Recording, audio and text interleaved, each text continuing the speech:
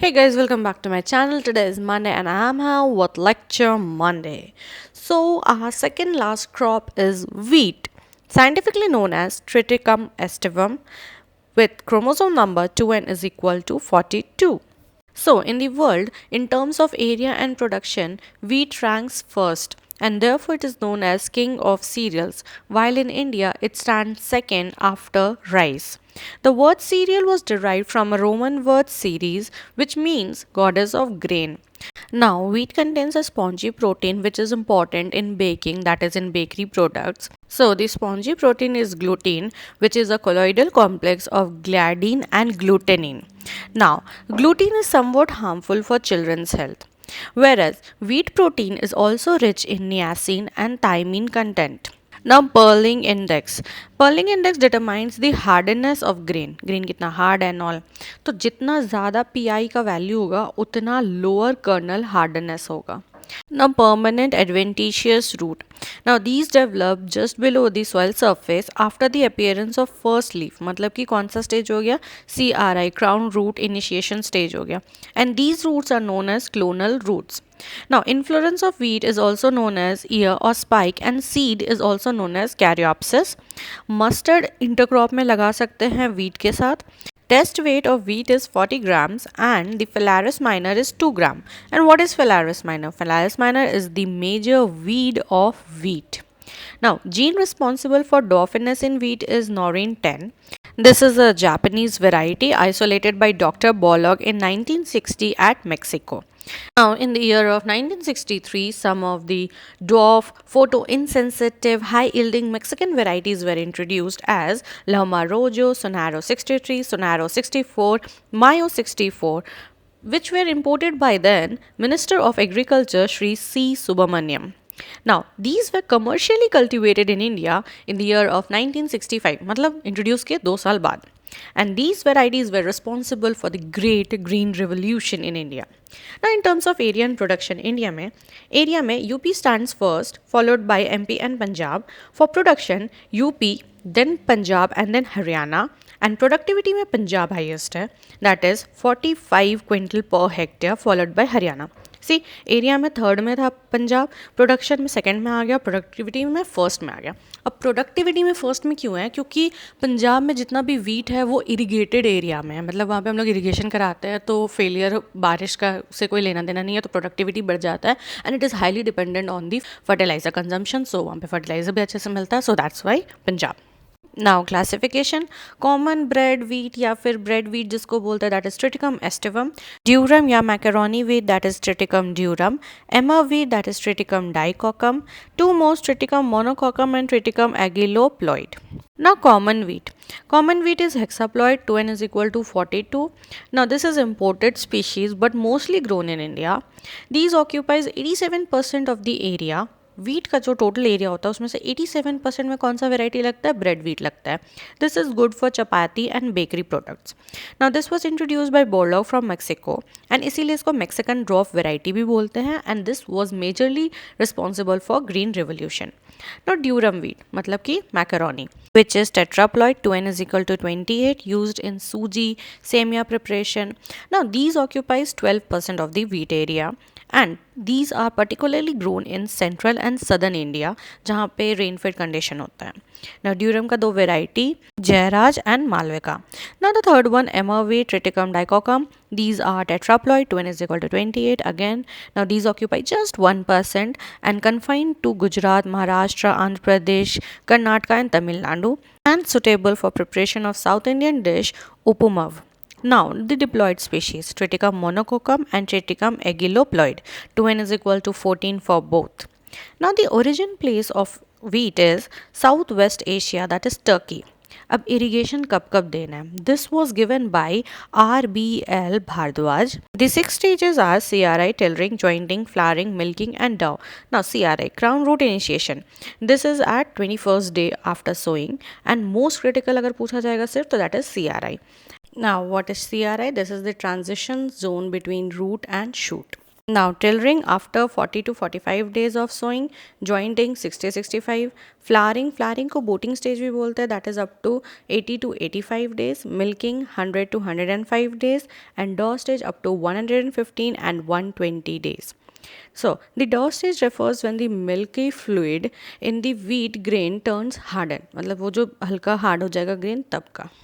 Now अगर इतना पानी है कि एक ही बार इरिगेशन दे सकते हैं तो कौन सा स्टेज में देना चाहिए, तो CRI में, और अगर 2 बार देने लायक है तो CRI and flowering stage.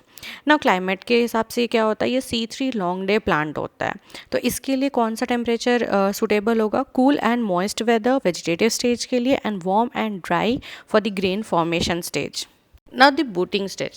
It is the reproductive stage which is characterized by swelling of the uppermost internode. Now the spike which is inside the head of the last leaf is known as flag leaf. जो last leaf होता है उसको flag leaf बोलते हैं. This is the stage of the maximum leaf area. Varieties, Norin 10 cultivar plays an important role. Now the dwarfness of the Norin 10 was the result of two recessive genes which are SD1 and SD2. Now the Mexican varieties are generally red colored while the Indian and their crosses are amber color. Now single gene dwarf like Lamarojo 64A, Sujata, Girija. That Girija is suitable for North Indian, मतलब hills of North India. Now Sonalika, these were developed by the selection of HD 1553 and RR21. Now, double gene dwarf like Kalyan Sona, that is developed from Kalyan 227 and Sona 227. Now, Sonaro 64, Choti Lama, HD 2009, that is also known as Arjun, and HD 2329 and Janak. Now, triple gene ये develop हुआ था 1970 में. Example हीरा मोती लाल बादशाह, हीरा मोती लाल. Okay. Now the mutant variety from IARI New Delhi, that is Sharbati Sonora, that is developed from Sonora 64, and Pusa Lerma from Lerma Rosso 64A. Now some more, that is Lok 1, that is suitable for late sowing. तो late लगाना तो Lok लगा ले. C306, that is Farmy wheat 306. Now this is tall, suitable for rain-fed area and चपाती के लिए best quality. Now K65 ये भी tall है, ये late sowing के लिए भी होता है and ये saline soil में लगा सकते हैं. Then Sujata, that is good for dry land, मतलब unirrigated area. Then Shailaja, that is for Himachal Pradesh. Himachal Pradesh में कौन जा रहा है, शैलाजा जा रहा है. जहाँ पानी नहीं है वहाँ कौन है, वहाँ सुजाता टीवी लग रहा है. Now Malvia 12, that is इसका प्रोटीन कंटेंट होता है 15%. Now next one is WH147, this is good for चपाती. पीछे अपन ने देखा कि C306 भी चपाती के लिए अच्छा था. Next is PBW502 2004 में, ये इरिगेटेड एरिया और कूल क्लाइमेट में बहुत ही अच्छा ग्रो करता है. नेक्स्ट वन इज DBW17 2006, ये ब्रेड के लिए सूटेबल है. देन राज 3765, ये भी लेट सोइंग के लिए. लेट सोइंग में हम लोग आगे में क्या लगाए थे, लोकवन लगाए थे, अभी राज 3765 लगा रहे हैं और ये लॉजिंग से भी रेजिस्टेंट होता है. देन राज 4037, 3765 था, अब 4037 2004 में, ये वार्म क्लाइमेट के लिए. कूल क्लाइमेट के लिए क्या था, PBW502 था, और वार्म के लिए राज 4037. ना राज 3077 ये सलाइन सॉइल और लेट स्विंग के लिए. सलाइन के लिए एक और हमने क्या देखा था ऑलरेडी पीछे, that was K65. Now, Raj 4120 2009, this is resistant to UG99 race of rust का है ये रेस, एंड yield इसका होता है 48 से 58 क्विंटल पर hectare. Now seed rate, normal sowing करेंगे तो 100 kg पर हेक्टेयर, लेट सोइंग या ब्रॉडकास्ट करेंगे थोड़ा ज़्यादा लगेगा तो 125 kg पर हेक्टेयर, और डिबलिंग अगर करेंगे तो एकदम कम लगेगा 25 से 30 kg पर हेक्टेयर. स्पेसिंग क्या देनी है, 22.5 इंटू 10 सेंटीमीटर देना है इरीगेटेड एरियाज़ के लिए. Depth of sowing general terms में 5 सेंटीमीटर डेप्थ में लगाना चाहिए, लेकिन अगर सिंगल जीन डॉफ वेराइटी है तो 5 to 6 सेंटीमीटर. सिंगल जीन डॉफ कौन सा था, लामारोजो 64A, Sujata, Girija, Sonalika. Now double अगर रहेगा तो 4 to 5 सेंटीमीटर डेप्थ में लगाना चाहिए. डबल कौन कौन सा था, कल्याण सोना, सोनारो 64, छोटी लरमा, अर्जुन, जनक, ये सब था. नाउ ट्रिपल का वेराइटी सबसे इजी था, हीरा मोती लाल बादशाह. नाउ ट्रिपल अगर डॉफ वेराइटी है तो उसका 3 to 4 सेंटीमीटर. तो क्या क्या हो गया, ऊपर से नीचे, सिंगल सबसे ज़्यादा 5 to 6, double 4 to 5, triple 3 to 4, और एवरेज 5 सेंटीमीटर डेप्थ. सोइंग तो पता चल गया, स्पेसिंग पता चल गया, सीड रेट पता चल गया. अब लगाए कब, तो first fortnight of November best time होता है सोइंग के लिए, और अगर रेनफेड वीट है तो सेकेंड फोर्टनाइट ऑफ अक्टूबर में लगा सकते हैं. ना सोइंग मेथड्स भी बहुत सारे होते हैं. 5 तरह के हैं, let's see. First one, drilling, seed come forty drills, ये बेस्ट और कॉमन मेथड होता है। ब्रॉडकास्टिंग, सीड ज़्यादा खर्च हो जाता है इसमें। डिबलिंग, इसमें हम लोग डिबलर का यूज़ करते हैं और हर मेथड्स में से इसमें सबसे कम सीड यूज़ होता है। Now next one is behind the plough method, इसमें 2 तरह का होता है, kera method and pora method. Kera method में क्या होता है कि कंट्री प्लाउ से हम लोग फरो बनाते हैं एंड हैंड से उसमें सीड्स ड्रॉप करते जाते हैं, तो कीरा। ना पोरा में क्या होता है कि फरो में फनल के थ्रू सीड्स ड्रॉप होते जाते हैं, फनल होता है या फिर उसको नाई बोलते हैं, नाई is attach to the plough, तो वो अपना फरो भी बनाते जा रहा है और उसमें सीड ड्रॉप भी होते जा रहे हैं। दिस इज पोरा। पोरा काम अगर अपना मशीन कर रहा है तो दैट इज पोरा method. Next one is FIRB method, that is a new sowing method. इसका फुल फॉर्म है furrow irrigated raised bed system and it gives average to higher yield than any other methods. Now fertiliser and manures क्या क्या लगेंगे, nitrogen 120 kg पर hectare लगता है, phosphorus 60 and potash 40, 120 60 40 का ratio.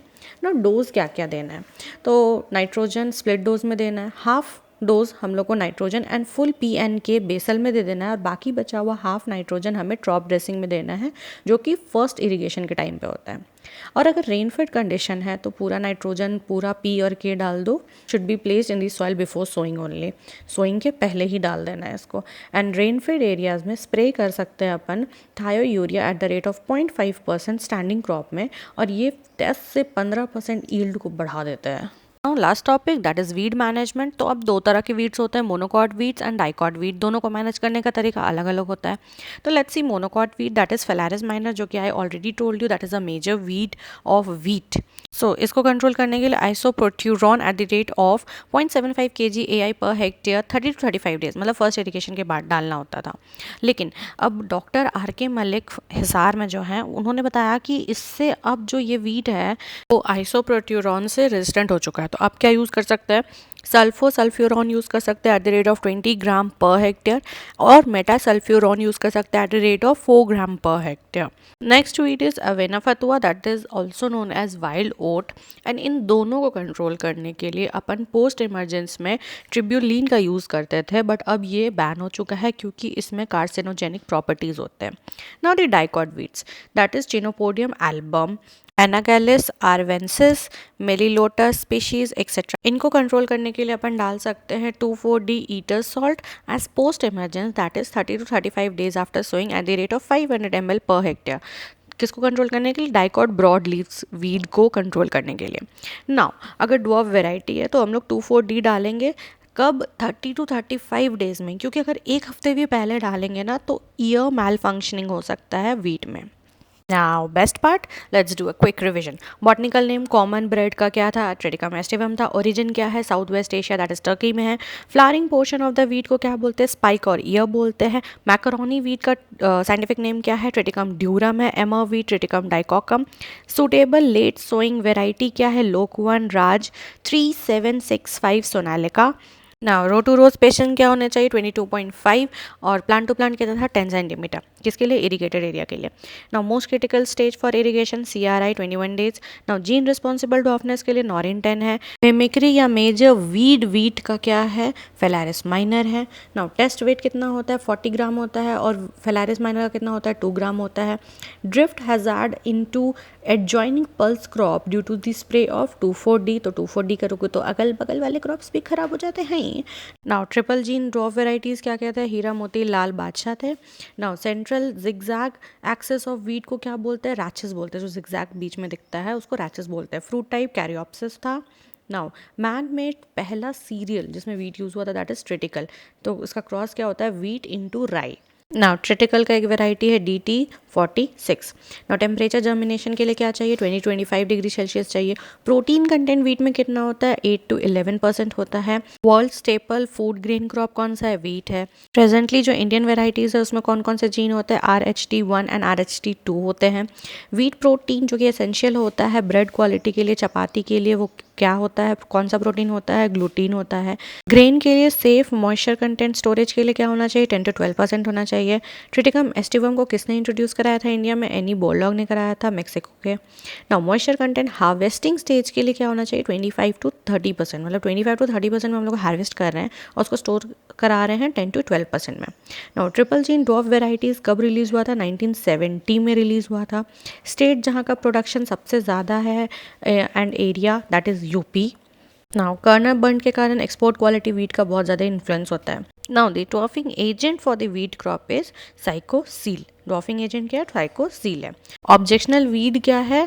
That is convolvulus arvensis. ना variety जो कि सब्सिस्टेबल होता है 2,4-D से and where spike deformities occur, that is HD 2009 Arjun.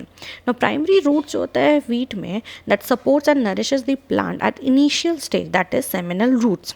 Hybridization method जो कि most common होता है that is used in which method? Gojo method. Absolute weed कौन सा है? चिनोपोडियम एल्बम है। अब ये रिकमेंडेड होता है कि वीट प्लस मस्टर्ड इंटरक्रॉप में लगाइए एट द रेशियो ऑफ 9:1।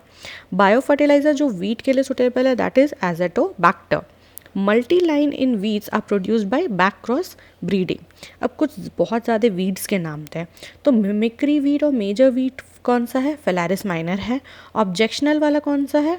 कॉन्वोल्वस आर्वेंसिस है। एंड देन एक और है absolute weed, that is chenopodium album. So that's all for today. I hope you liked it. If you like it, please hit the like button, share it, and don't forget to subscribe my channel. I'll again come up till that. Take care. Bye bye.